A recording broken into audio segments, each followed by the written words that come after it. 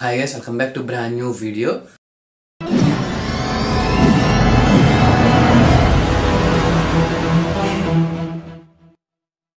మనకి ఈ వీడియోలో ఏంటంటే కల్కి మూవీ అయితే రికార్డులు బద్దలు కొడుతుందని చెప్పుకోవచ్చు అనమాట.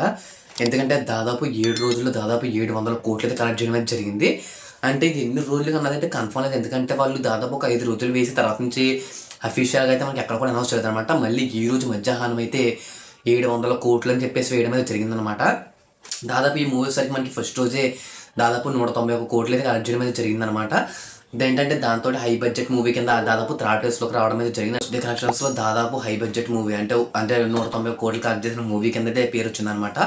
ఇంకా మనకి వీకెండ్ అయ్యేటప్పటికి మనకి ఏంటంటే దాదాపు 500 కోట్లకు పైన అయితే కలెక్ట్ చేయడం అయితే జరిగిందనమాట. అదేవిధంగా మనకి నిన్నటి నుంచి సోమవారం నుంచి వర్కింగ్ డే అయినా కానీ దాదాపు సోమవారం ఒకరోజు 70 కోట్లు కలెక్ట్ చేసింది, మంగళవారం వచ్చేసరికి 50 కోట్లు కలెక్ట్ చేయడం అయితే జరిగిందనమాట. దాదాపు నిన్నటికైతే దాదాపు 700 కోట్లకు కూడా ఈ మూవీ అనేది కలెక్ట్ చేయడం జరిగిందనమాట.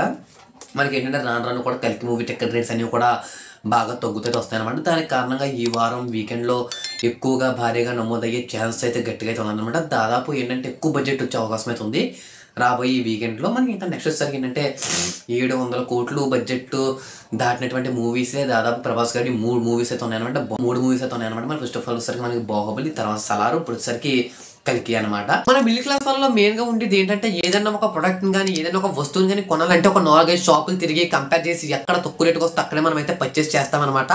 ఇలాంటి సిచ్యువేషన్స్ లో ఏంటంటే మనకి బయట షాప్ కీపర్స్ ఎవరు కూడా మనకి తక్కువ ప్రైస్కి ఎక్కడ కూడా ఇవ్వట్లేదు.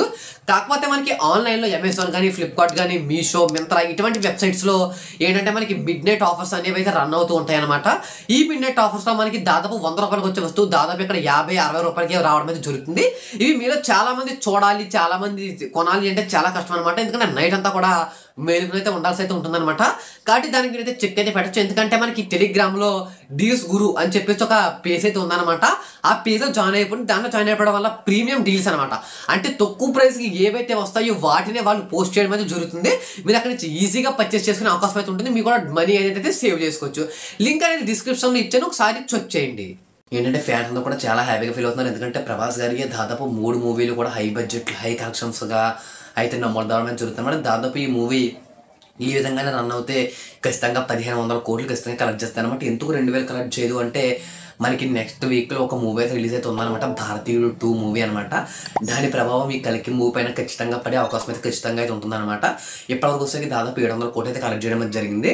దాదాపు ఈ మూవీ వచ్చేసరికి ఓవరాల్గా 1500 కోట్ల వరకు కూడా కలెక్ట్ చేస్తారని చెప్పేసి నా అభిప్రాయం. మీరేమనుకుంటున్నారో కామెంట్ చేసి చెప్పండి. అంటే మోర్ వీడియోస్ కోసం ఒక లైక్ చేసి ఛానల్ సబ్స్క్రైబ్ చేసుకోండి.